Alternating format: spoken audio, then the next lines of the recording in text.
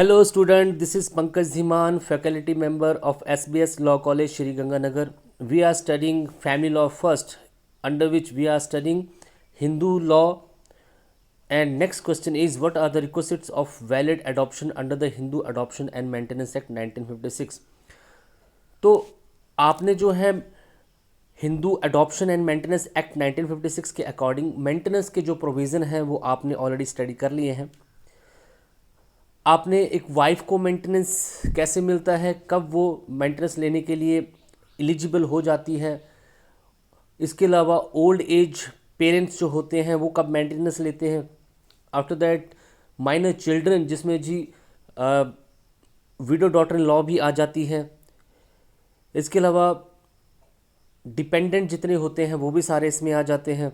तो सभी के मेंटेनेंस प्रोविज़न आपने यहाँ पे देखे under the Hindu adoption and maintenance act. अब नेक्स्ट हमारे पास इस एक्ट के अंडर जो है अडॉप्शन के प्रोविज़न भी किए गए हैं। तो अडॉप्शन जो है हिंदू लॉ में शुरू से ही इसको जो है एक इम्पॉर्टेंस दी गई है। बहुत ही इम्पॉर्टेंट कंसेप्ट है अडॉप्शन का, इसलिए जो है इंडियन पार्लियामेंट ने 1956 में मेंटेनेंस के साथ अडॉप्शन को भी जो है इस पर भी जो है लेजिस्लेशन वहाँ पे की।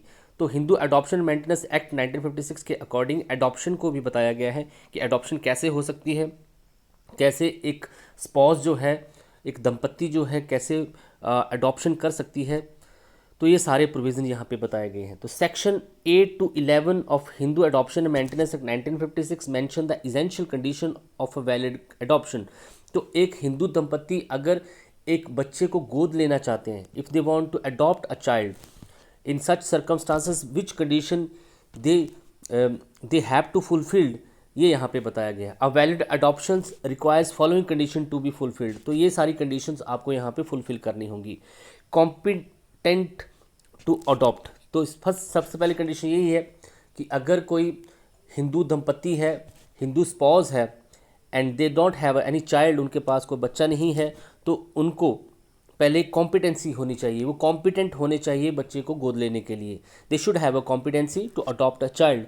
The first condition of valid adoption is that the person who want to adopt shall be a competent person. तो जो पर्सन जो है अडॉप्शन चाहता है, पहले वो अडॉप्ट करने के लिए कॉम्पिटेंट पर्सन होना चाहिए। Section 7 says that the person who adopt shall B. तो सेक्शन 7 यहाँ पे बताता है कि जो पर्सन अडॉप्शन करना चाहता है उसमें क्या क्या कॉम्पिटेंसी होनी चाहिए, क्या क्या उसकी कॉम्पिटेंसी होनी चाहिए। तो वो साउंड माइंड होना चाहिए फर्स्ट, दूसरा वो मेजर और अडल्ट होना चाहिए, and required the consent of the wife, और उसको अपनी वाइफ की कंसेंट भी लेनी पड़ेगी। तो ये इंपॉर्टेंट कंडीशन है कि अगर कोई स्पॉज जो है अडॉप्शन करना चाहता है, if they want to adopt a child whether son और daughter, they have to fulfil such condition कि दंपत्ति जो है वो साउंड माइंड होनी चाहिए, मेजर और अडल्ट होनी चाहिए, और सबसे इम्पॉर्टेंट बात, अगर फादर अडॉप्शन करना चाहता है तो वाइफ की वहाँ पे कंसेंट बहुत ज़रूरी है, वाइफ की सहमति बहुत ज़रूरी है। Without the consent of the wife father can't adopt any child. If the adoption is made by the female, then she should also be sound mind and adult. Section 8 provides that any unmarried female can adopt any son or daughter for herself, but if she is married then she can adopt only when। तो देखिए, अगर एक जो ladies है, अगर वो single है, अगर अडॉप्शन करना चाहती है तो वो कर सकती है, whether he want to adopt son और daughter. But if she is married then she also have to fulfil some condition, like her husband had already died, उसका हस्बैंड जो है मर चुका है। शी हैड डाइवोर्स्ड, या तो फिर उसका डाइवोर्स हो चुका है। Her husband had renounce the word, या उसने इस दुनिया को छोड़ दिया है, सन्यासी हो गया है, सन्यास ले लिया है। तो ये कंडीशन एक वाइफ को पूरी करनी होगी अगर वो मैरिड है। तो her husband had converted religion to the non Hindu, या फिर उसके हस्बैंड ने जो है अब रिलीजन कन्वर्ट कर लिया है, किसी और रिलीजन में वो चला गया है। Her husband has been declared unsound mind by the competent party, या फिर कोर्ट ने जो है उस हस्बैंड को जो है पागल डिक्लेयर कर रखा है। इस कंडीशन में एक वाइफ जो है, एक मैरिड वुमेन भी जो है वो एक चाइल्ड को अडॉप्ट कर सकती है, लेकिन यहाँ पे ये सारी कंडीशन उसको फुलफिल करनी होंगी। तो ये कॉम्पिटेंसी यहाँ पे एक फादर की और एक मदर की, एक हस्बैंड की और वाइफ की, दोनों की यहाँ पे बताई गई हैं कि उनमें कॉम्पिटेंसी होनी चाहिए। अगर फादर अडॉप्ट करना चाहता है तो यहाँ पे कंडीशन ये है कि वो साउंड माइंड है, मेजर एडल्ट है और वाइफ की कंसेंट उसने ले ली है। अगर एक वाइफ मैरिड लेडीज़ जो है, अगर वो अडॉप्शन करना चाहती है तो या तो उसके हस्बैंड की डेथ हो चुकी हो, या उसके साथ उसका डाइवोर्स हो चुका हो, या उसने संन्यास ले लिया हो, या फिर उसने रिलीजन कन्वर्ट कर लिया हो, या फिर कॉम्पिटेंट कोर्ट ने उसको अनसाउंड माइंड डिक्लेयर कर रखा हो। ये कॉम्पिटेंसी जो है दोनों स्पाउस की होनी चाहिए। और अगर वो सिंगल वुमेन है तो without any hesitation, without any problem, without any condition वो किसी सन और डॉटर को अडॉप्ट वहाँ पे कर सकती है। कॉम्पिटेंसी टू गिव अडॉप्शन, अब जो ये तो थे जो लेने वाले हैं, जिन्होंने अडॉप्ट करना है चाइल्ड, जिन्होंने बच्चा अडॉप्शन में देना है वो भी कॉम्पिटेंट होने चाहिए।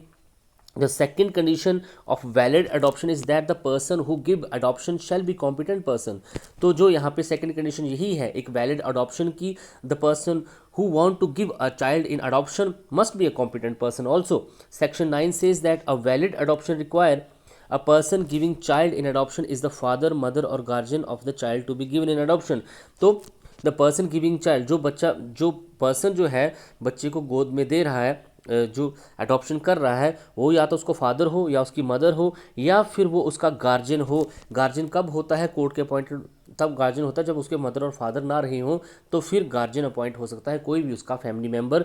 तो जो पर्सन जो है बच्चे को गोद में दे रहा है या तो वो खुद फादर हो या मदर हो या फिर उस बच्चे का कोई गार्जियन हो सकता है। Second, if the adoption is given by the father then the consent of the mother is also required. अगर फादर जो है बच्चे को गोद में देना चाहता है, if he want to give his child to the for adoption, तो in such situation the condition of the mother consent of the mother is also required.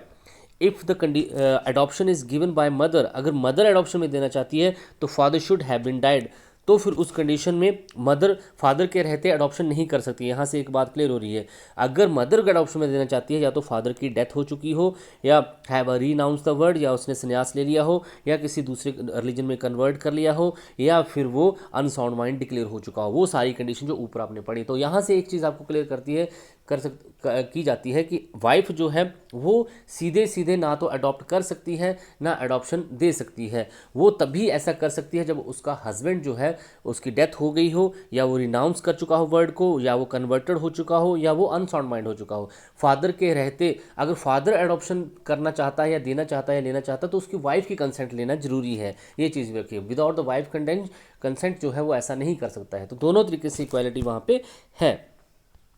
Next आपके पास the competency of the person to be given in adoption. The third condition of the valid adoption is that the person to be given in adoption shall be capable of adoption.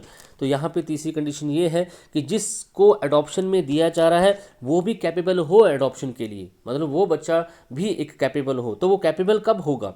एक बच्चा जिसको गोद में दिया जा रहा है, when he will become a competent person, when he will become a capable person. तो सेक्शन 10 इसके बारे में बताता है कि वो एक हिंदू हो। अगर आप हिंदू एडॉप्शन मेंटेनेंस एक्ट के अंडर एडॉप्शन करना चाहते हो तो बच्चा भी हिंदू कम्युनिटी से ही होना चाहिए। Who had not been given in adoption earlier, या फिर उसको पहले कहीं भी अडॉप्शन में ना दिया गया हो, उसकी वो एक वन और लास्ट अडॉप्शन ही होती है, एक बार ही बच्चा अडॉप्ट किया जा सकता है या दिया जा सकता है।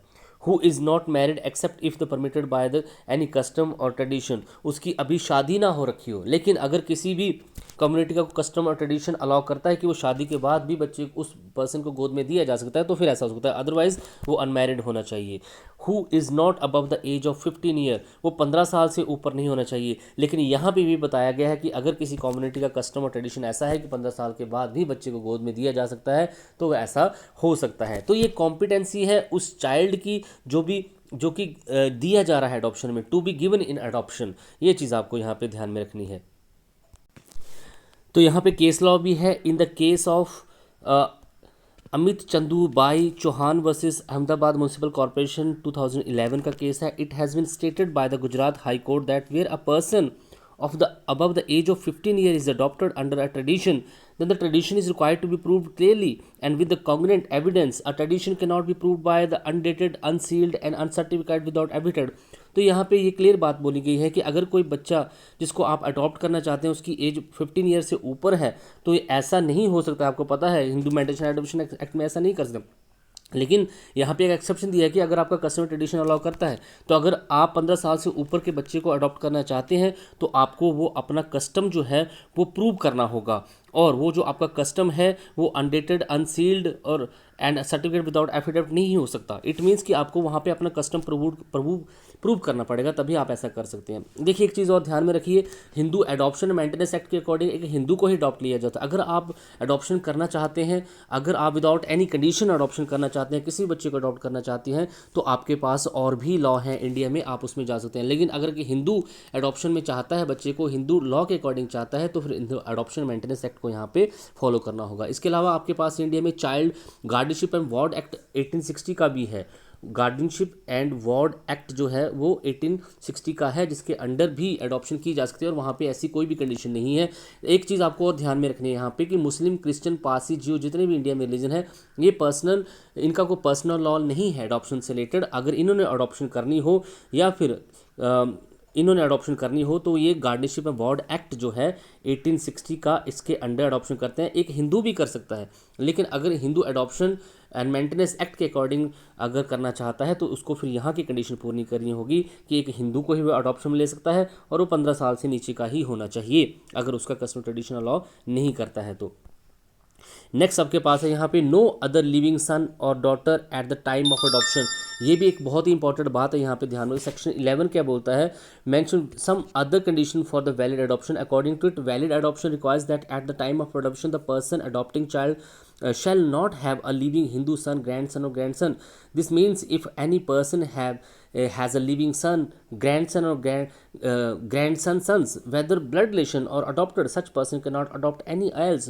बहुत ही इंपॉर्टेंट यहाँ पे बात लिखी है Hindu adoption and maintenance act में कि अगर आपका खुद का कोई एक सन है या फिर आपका सन का कोई सन है, बच्चे का बच्चा है या फिर बच्चे के बच्चे का बच्चा है, मतलब अगर आपका कोई सन है या फिर आपका कोई ग्रैंड सन है या फिर आपका ग्रेट ग्रैंड सन है, तो उस कंडीशन में आप एक सन को, एक मेल्स को जो है अडॉप्ट नहीं कर सकते हैं। Similarly if any daughter had to be adopted then the time of adoption the person adopting should not have any Hindu daughter और ग्रैंड डॉटर। अगर आप एक लड़की को अडॉप्ट करना चाहते हो तो आपकी फैमिली में कोई और लड़की नहीं होनी चाहिए, ना तो आपकी कोई डॉटर हो ऑलरेडी, ना आपकी कोई ग्रैंड डॉटर हो, ना आपकी ग्रेट ग्रैंड डॉटर हो। इट मीन्स आप उसको अडॉप्ट कर सकते हैं जो आपके पास नहीं है। अगर आपके पास डॉटर है तो आप सन को अडॉप्ट कर सकते हो, आप डॉटर को अडॉप्ट नहीं कर सकते। अगर आपके पास सन है तो फिर आप डॉटर को अडॉप्ट कर सकते हो, सन को अडॉप्ट नहीं कर सकते। ये सारी चीज़ें आपको यहाँ पे दिखनी है। और यहाँ पे सन और डॉटर की बात नहीं है, अगर आपका ग्रैंड सन है तब भी आप एक सन को अडॉप्ट नहीं कर सकते, एक मेल को अडॉप्ट नहीं कर सकते हैं।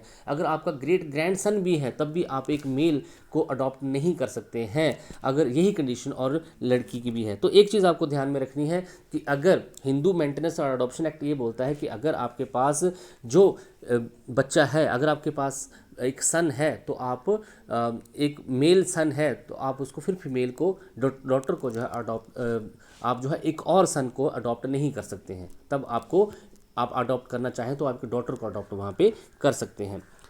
Difference of 21 year of age, ये बहुत इंपॉर्टेंट बात है कि जो अडॉप्शन ले रहा है उसका और जिसको अडॉप्शन में दिया जा रहा है जो बच्चा, उसका 21 ईयर का एज होना, गैप होना बहुत ज़रूरी है। The age of adopting a parent and age of the person to be adopted is required to have different a difference of at least 21 year. तो at least 21 year का age difference जो है adopted child and adopted जो सन father जो हैं, जो ले रहे हैं बच्चे को गोद में, उनके बीच में होना चाहिए। In other word, if any male had to adopt a female or vice versa, then as per the section 11 clause 3 of and the 4, the age difference should be at least 21 year.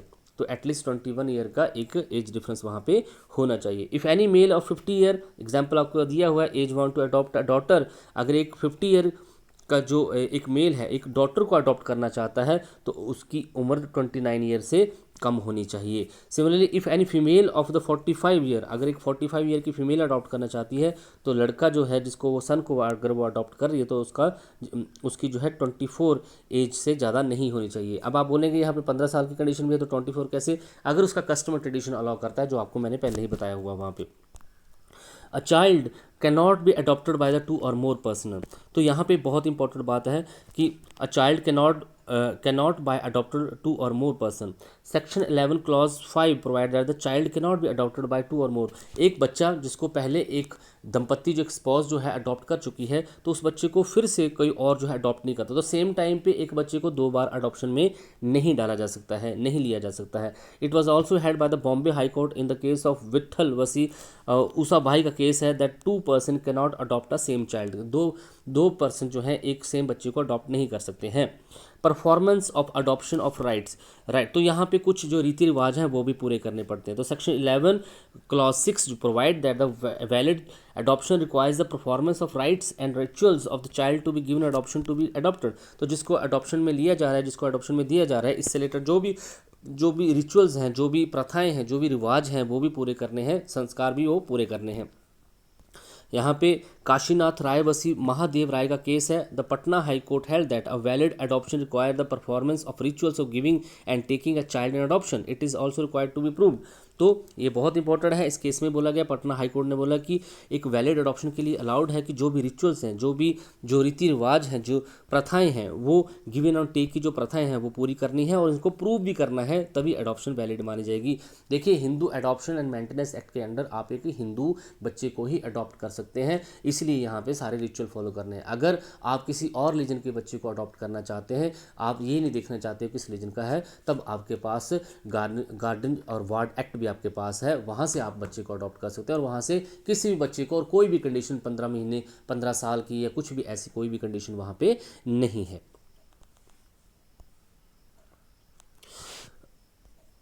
Next आपके पास देवागौड़ा रिगागोंडा पटेल बसी श्याम गौंडा रिगागौड़ा पाटिल का case है, AI 1992 का।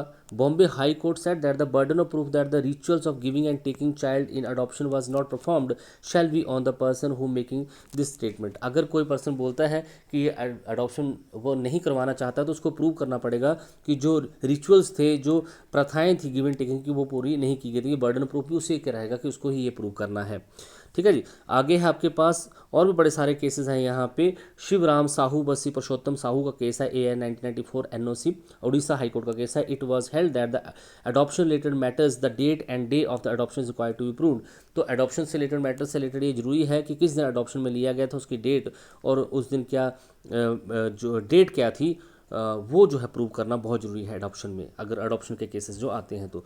और next जो है आपके पास registration of adopted document। Section 16 provide the registration of adopted document. Although such a registration is not necessary, but if such a registration is made, then it is encourage presumption to adoption। Srinivas Basi Srinivas का कैसे बोला गया। हालांकि Hindu adoption maintenance act के under जो है adoption document जो होते हैं उनको रजिस्टर करवाना जरूरी नहीं है, लेकिन अगर आप ऐसा करवाते हैं तो फिर ये आपके लिए एक एविडेंस भी रहता है, तो आपको रजिस्टर्ड डॉक्यूमेंट करवाने चाहिए। हालांकि एक्ट के अंडर ये इंपॉर्टेंट नहीं है। जय सिंह वसी शुकांतला का केस है। Supreme court held that the registration adoption document give rise to the presumption of valid adoption although such concept is irrevocable. तो ये सुप्रीम कोर्ट ने बोला है कि अगर आप डॉक्यूमेंट को रजिस्टर कराते हो तो एक ये वैलिड अडॉप्शन को प्रिजम्पशन देता है, मान्यता देता है, और ये आपके पास एक एविडेंस भी हमेशा के लिए रहता है। इसके अलावा इन द केस ऑफ अनुपूर्णा वसी नरेंद्रम का केस है, AI 1967 का। It has been determined by the Odisha High Court that there should be a signature of a person giving for the adoption and person taking adoption on the adoption document। तो जो adoption document बनते हैं उन पे जो person जो गोद ले रहा है उसके साइन और जो गोद में दे रहा है उसके साइन, उसके दोनों के साइन वहाँ पे होना बहुत ज़रूरी हो जाता है।